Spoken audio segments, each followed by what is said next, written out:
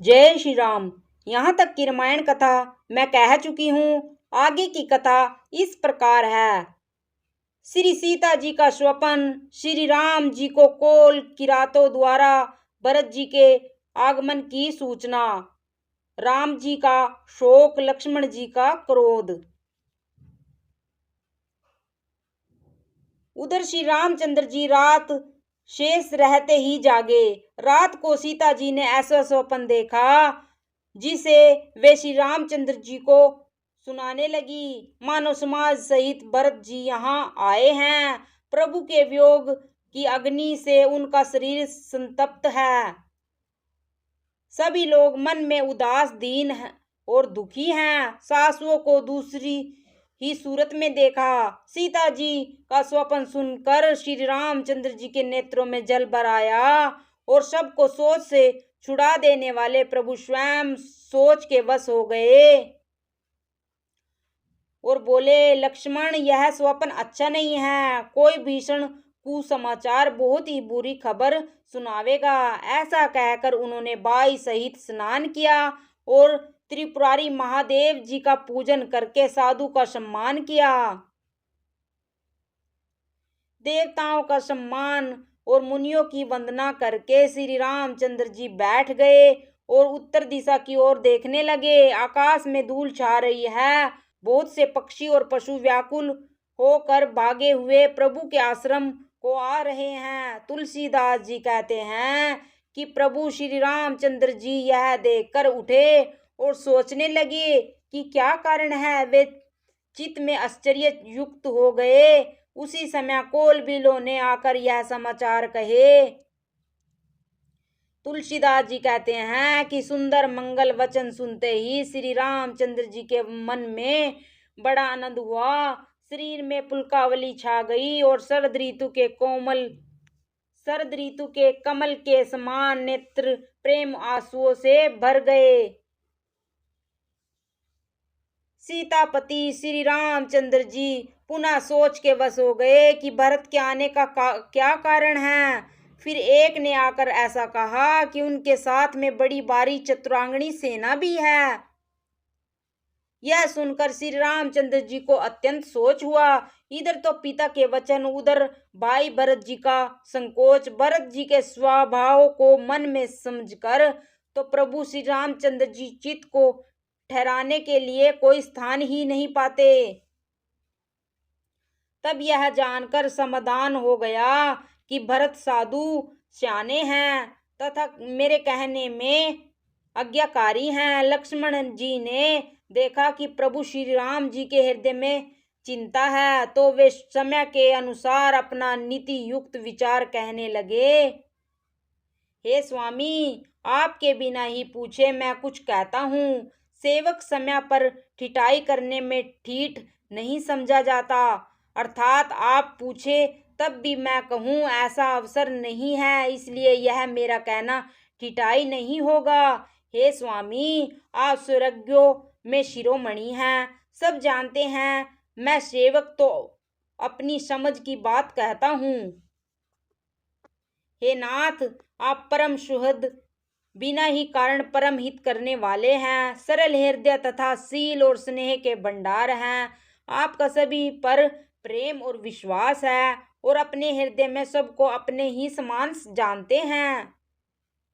परंतु मूढ़ विषयी जीव प्रभुता पाकर मोहवश अपने असली स्वरूप को प्रकट कर देते हैं। परंतु नित्य प्राण साधु और चतुर हैं तथा प्रभु के चरणों में उनका प्रेम है। इस बात को सारा जगत जानता है। वे भरत जी आज श्री राम जी का पद पाकर धर्म की मर्यादा को मिटाकर चले हैं। कुटिल खोटे भाई भरत कुछ समय देखकर और यह जानकर कि राम जी वनवास में अकेले असहाय हैं, अपने मन में बुरा विचार करके समाज जोड़कर राज्य को निष्कंटक करने के लिए यहाँ आए हैं। करोड़ों प्रकार की कुटिलताएं रचकर सेना बटोर कर दोनों भाई आए हैं। यदि इनके हृदय में कपट और कुचार न होती तो रथ, घोड़े और हाथियों की कतार किसे सुहाती। परंतु भरत को ही व्यर्थ कौन दोष दे। राजपद पा जाने पर सारा जगत ही पागल हो जाता है। चंद्रमा गुरु पत्नीगामी हुआ, राजा नहुस ब्राह्मणों की पालकी पर चढ़ा और राजा वेन के समान नीच तो कोई नहीं होगा जो लोक और वेद दोनों से विमुख हो गया। शस्त्रबाहु देवराज इंद्र और त्रिशंकु आदि किसको राजमद ने कलंक नहीं दिया। भरत ने यह उपाय उचित ही किया है, क्योंकि शत्रु और ऋण को कभी जरा भी शेष नहीं रखना चाहिए। हाँ, भरत ने एक बात अच्छी नहीं की जो राम जी को असहाय जानकर उनका निरादर किया, पर आज संग्राम में श्री राम जी का क्रोधपूर्ण मुख देखकर यह बात भी उनकी समझ में विशेष रूप से आ जाएगी। इतना कहते ही लक्ष्मण जी नीति रस भूल गए और युद्ध रस रूपी वृक्ष पुलकावली के बहाने से फूल उड़ा, अर्थात नीति की बात कहते कहते उनके शरीर में वीर रस छा गया। वे प्रभु श्री रामचंद्र जी के चरणों की वंदना करके चरण रज को सिर पर रखकर सच्चा और स्वाभाविक बल कहते हुए बोले, हे नाथ, मेरा कहना अनुचित न मानिएगा। भरत ने हमें कम नहीं प्रचारा है, हमारे साथ कम छेड़छाड़ नहीं की है। आखिर कहाँ तक सहा जाए और मन मारे रह जाए जब स्वामी हमारे साथ है और धनुष हमारे हाथ में है। अक्षत्रिय जाति रघुकुल में जन्म और फिर मैं श्री राम जी का अनुगामी सेवक हूँ। यह जगत जानता है धूल के समान नीच कौन है, परंतु वह भी लात मारने पर सिर ही चढ़ती है। यूं कहकर लक्ष्मण जी ने उठकर हाथ जोड़कर आज्ञा मांगी, मानो वीर रस सोते से जाग उठा हो। सिर पर जटा बांधकर कमर में तरकस कस लिया और धनुष को सजाकर तथा बाण को हाथ में लेकर कहा, आज मैं श्री राम का सेवक होने का यश लूं और भरत को संग्राम में शिक्षा दूं। श्री रामचंद्र जी के निरादर का फल पाकर दोनों भाई रणशैया पर सोवें। अच्छा हुआ जो सारा समाज आकर एकत्र हो गया। आज मैं पिछला सब क्रोध प्रकट करूंगा।